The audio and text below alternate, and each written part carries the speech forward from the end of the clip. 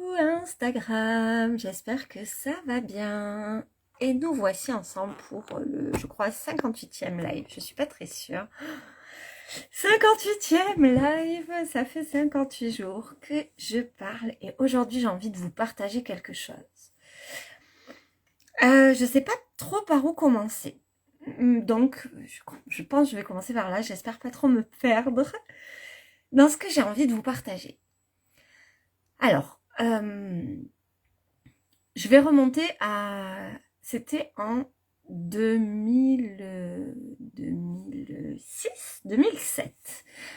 C'était en 2007. Puis je discutais avec ma maman.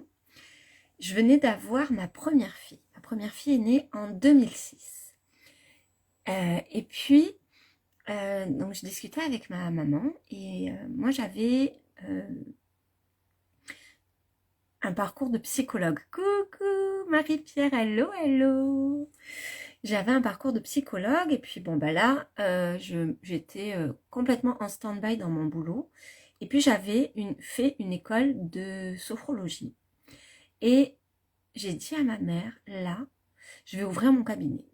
J'avais travaillé déjà à l'université. Je travaillais, enfin j'étais comment dire, personnel de ce que l'on appelait à cette époque, je ne me rappelle plus du tout, le SIMS, le service interuniversitaire de médecine préventive, voilà. Donc je travaillais là, et puis là j'ai dit à ma mère, ben moi je veux ouvrir mon cabinet, parce que je veux accompagner plus de personnes, je veux accompagner des personnes de manière complètement libre, et je me rappelle vraiment que ma mère, maman si t'écoutes, je ne t'en veux pas du tout de ce que t'as dit, elle m'a dit, tu sais, on peut pas tout avoir Florence, maintenant tu as une fille, tu es une maman qui est hyper présente, tu veux rien rater de la vie de ta fille, tu peux pas tout avoir. Tu peux pas avoir une carrière. Entre la carrière et la maternité, il faut choisir. Aujourd'hui, là, je sors de 1 heure de live avec une mentor et elle nous proposait de connecter notre vision la plus vibrante et la plus haute. Et en fait, comme si on pouvait amener cette vision encore plus haut. Et en fait, moi, je me suis dit, ma vision, c'est... Alors, avant ça, je vous raconte une autre chose. Je suis accompagnée d'une merveilleuse coach. D'une merveilleuse coach pour préparer justement l'arrivée des oracles et tout ça. Et notre coach, elle nous a fait au tout début faire une méditation pour imaginer comment on aimerait voir notre business de rêve, quoi. Et en fait, moi, je me suis juste vue assise sur un bord de terrasse en bois d'une maison complètement connectée à la nature. Et il y avait ce truc de mon enfance d'être totalement en connexion avec la nature. Et ça procure en moi une douceur. Je ne sais pas si vous avez déjà connecté ça. Des fois, ça le fait. Enfin, moi, ça me fait à chaque fois que j'arrive devant la mer. C'est pour ça que jusqu'à cette année, j'ai toujours préféré la mer à l'océan parce que l'océan a quelque chose comme de yang et de péchu, là où la mer m'a mené vers cette douceur-là. Et où ça le fait des fois quand on est en montagne et qu'on est en altitude et on ressent la douceur, il y a quelque chose, je sais pas, le murmure de la lenteur, l'abondance, comme si la terre elle dit viens, regarde, c'est doux. Et puis moi ça me crée une douceur et j'ai grandi dans ça, c'est pour ça que ça me ramène à l'enfance. J'ai grandi à la montagne, à la campagne, vraiment en Lozère, donc c'est... Et moi, dans cette visualisation que nous a proposée ma merveilleuse coach qui s'appelle Aurélie Gauthier, eh ben, j'ai vu justement, je me suis vue là et je me suis dit, moi, en fait, là, ce qui me manque vraiment depuis longtemps, c'est la douceur de vivre. Moi, ce que j'aime, c'est la douceur de vivre. Et quand aujourd'hui, la mentor que je suis, qui s'appelle Sophie Chag, nous a dit quelle est ta vision la plus haute, enfin comment tu peux amener ce niveau-là. Eh bien, je me suis dit, moi je veux montrer aux femmes qu'on peut tout avoir. Parce que moi je veux tout. Je veux être une maman, je veux être une amante, je veux être une femme, je veux être une compagne, je veux être une amie, une copine, je veux être une entrepreneuse, je veux être une leaduse, je veux être une thérapeute, je veux être créative, je veux être une auteure, une conférencière, je veux être tout ça. Et ça m'a vraiment ramené à cette discussion que je vous ai racontée au tout début, où ma maman, en fait, qui était conditionnée à une vision de la femme où on n'a pas accès à tout, où de toutes les manières, il y a comme un sacrifice à faire. Ben moi, je veux rien sacrifier de ma vie. Je veux rendre ma vie sacrée. Je veux l'amener au sacré. Mais je veux pas me couper, me fractionner. Je veux que tous ces espaces de moi, que la merveilleuse mère que je suis fasse de moi une meilleure leaduse, une meilleure thérapeute et accompagnatrice. Je veux que la merveilleuse compagne que je suis fasse de moi une meilleure mère. Voilà, et je veux que tout soit lié. Et je crois que pour moi, là, c'est ça, en fait. Révèle ta magie, mon entreprise, révèle ta magie qui accompagne les femmes et ce divin féminin, reconnecter sa déesse. Pour moi, c'est ça, en fait. Je crois que là, ce soir, je viens de pointer quelque chose. Et je crois vraiment, si tu m'écoutes et que ça te touche, je crois qu'il est temps, en tant que femme,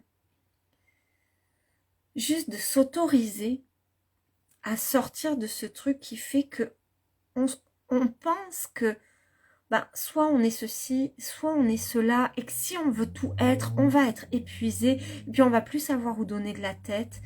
Et je veux vraiment... comment le dire juste, je veux vraiment que ça soit une norme d'être à la fois des mamans, des leaders, et que ça soit dans la douceur de vivre, que ce soit dans le respect des rythmes. Par exemple, j'ai eu une discussion avec une amie qui propose des sommets avec plein de conférences. Et elle me disait que là, elle se sentait épuisée en ce moment. Et puis on se disait, coucou Vinciane, hello. On se disait c'est fou parce que à la rentrée on nous dit il faut avoir plein d'idées, il faut avoir plein d'énergie, il faut faire plein de trucs.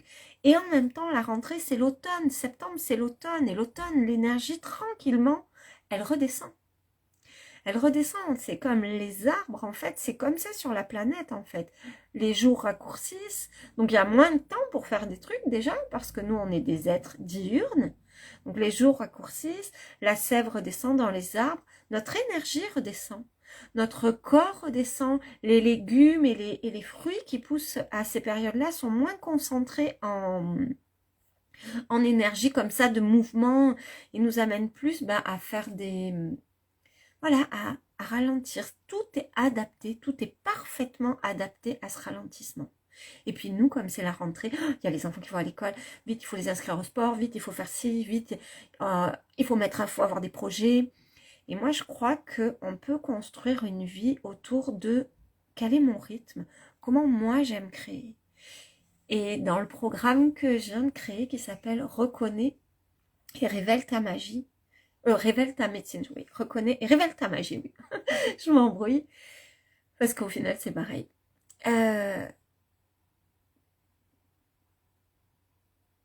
Reconnais, révèle ta médecine. J'ai vraiment à cœur d'amener les femmes à ça, c'est-à-dire à reconnaître comment est-ce qu'elle s'exprime sa médecine. Moi, j'ai discuté tout à l'heure avec mon mari et je lui disais, tu vois, j'ai envie de vivre mon entreprise comme je vis mon rapport à l'alimentation. C'est-à-dire qu'il y a des fois où j'ai envie de manger plein de trucs, puis j'ai envie de sucre parce que, je sais pas, voilà, c'est comme ça. Puis il y a des fois, je jeûne. Et je peux jeûner 20 jours, je peux jeûner 27 jours. Et je me sens tellement reliée au tout, tellement comme chanceuse de vivre cette expérience-là et de sentir. Et puis, il y a des fois, je suis à fond dans mon truc et du coup, j'oublie de manger parce que je suis tellement à fond. Et j'ai envie de montrer que c'est possible de créer sa vie comme ça. De créer sa vie sans se dire, il faut manger 3 fois par jour, à telle heure, parce que c'est comme ça que c'est bon pour ton corps. Il faut dormir à telle heure, parce que c'est comme ça que c'est bon pour ton corps. J'ai vraiment envie de créer un espace où chacun a la place de vivre selon son rythme, en accord avec les rythmes de la planète, en accord avec les rythmes cosmiques. Je crois. Et n'hésitez pas, Marie-Pierre, Vinciane, à me dire si vous aussi, parce que je crois que c'est tellement ancré dans l'inconscient collectif. Je crois qu'on a toutes plus ou moins entendu ce truc-là. Du moins, je pense. qu'on peut pas tout avoir. On peut pas avoir la carrière, on peut pas avoir le mari, on peut pas avoir les enfants. Et puis que si le mari, il est comme si, ben, du coup, ben, on peut pas se plaindre parce qu'on peut pas tout avoir. Moi, je veux tout, en fait. Moi, je veux avoir une sexualité qui est à la fois connectée à mon cœur, à mon sexe et à mon âme. Moi, je veux avoir un mari avec lequel je partage sur des choses matérielles, spirituelles et en étant complice. Moi, je veux avoir un lien avec mes enfants où je me sens à la fois une maman, une complice et avec... Ouais, ça a coupé. Avec lesquels je peux rire et pour autant avoir une certaine fermeté quand il faut avoir de la fermeté. Voilà, je ne sais pas si ça vous parle, Marie-Pierre, Vinciane, si vous aussi vous avez entendu ça dans votre histoire. Et moi je veux ça, et surtout, je veux amener les femmes à qui ça parle, à se dire mais oh, moi aussi j'ai envie de ça. Moi aussi je veux créer ça pour ma vie. Je suis tellement d'accord, dit Marie-Pierre. Ouais, il est temps.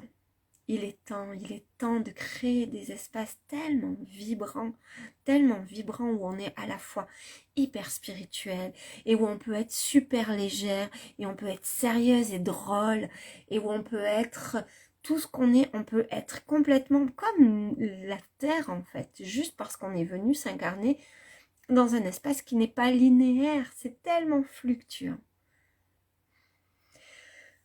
Et puis, pour moi, c'est ça l'abondance. L'abondance, c'est juste se dire qu'on peut tout être. On peut tout être. On peut tout avoir. Et on n'est pas obligé de se dire que si on a beaucoup de chance, ben c'est pas très grave si on n'a pas ça parce qu'on a déjà ça et c'est quand même bien. Je souhaite aussi de vibrer dans toute ma vie maintenant. Je souhaite aussi le vibrer dans toute ma vie maintenant. Ouais, yes. Je crois que l'essentiel, c'est toujours de rester en gratitude pour ce qu'on a. Mais si au fond de nous, on se dit qu'on a envie d'avoir plus, alors pourquoi est-ce qu'on n'aurait pas plus? Pourquoi est-ce qu'on ne s'autoriserait pas? Moi, j'adore créer. J'ai créé 2 oracles. Et je sais que j'ai envie d'en créer d'autres. J'ai eu un festival, j'ai créé un festival qui s'appelait la Fête de la Nature. Il y a eu 3 éditions sur 3 années. La première année, il y a eu, je sais pas, quelque chose comme 40 stands. Et l'année d'après, pour moi, c'était inconcevable que ça reste sur 40 stands et qu'il y ait 700 personnes. Je voulais que ça monte. Je voulais encore plus. Je voulais qu'en plus ramener l'art. Je voulais en plus ramener de la musique. Et je voulais comme ça que ça grandisse. Bonsoir Elisabeth, hello. Et puis, l'année d'après, il y a eu la 3e édition, il y a eu 4000 personnes. On a travaillé avec toutes les écoles des villes alentours. C'est comme si tout pouvait grandir en fait. Donc je nous invite vraiment à grandir notre vision et à s'autoriser à tout avoir. Très belle soirée pour ce samedi soir. On se retrouve demain pour le 59e et avant-dernier, ou peut-être même le 60e, je ne sais plus. Le 59e live, et puis je vous souhaite une super belle soirée. Ciao!